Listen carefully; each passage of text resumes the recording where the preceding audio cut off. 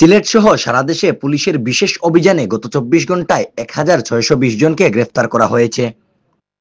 এর মধ্যে বিভিন্ন মামলার এজাহারভুক্ত আসামি ও ওয়ারেন্টভুক্ত পলাতক ১,০৪৯ জন এবং অন্যান্য অপরাধে আরও ৫৭১ জনকে গ্রেফতার করা হয়েছে।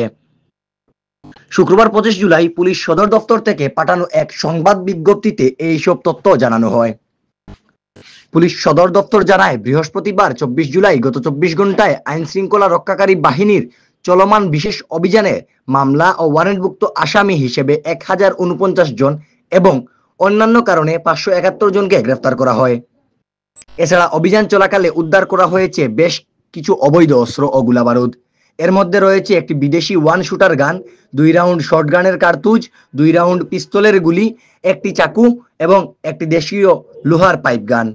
পুলিশ সদর দফতরের পক্ষ থেকে জানানো হয়েছে, গ্রেফতারকৃতদের বিরুদ্ধে আইনানুগ ব্যবস্থা প্রক্রিয়াধীন রয়েছে। দেশব্যাপী নিরাপত্তা ব্যবস্থা জোরদার রাখতে এবং ভবিষ্যতে এ ধরনের অভিযান অব্যাহত থাকবে বলেও জানায় পুলিশ সদর দফতর। এহিয়া আহমদ, সিলেট ভিউ, সিলেট।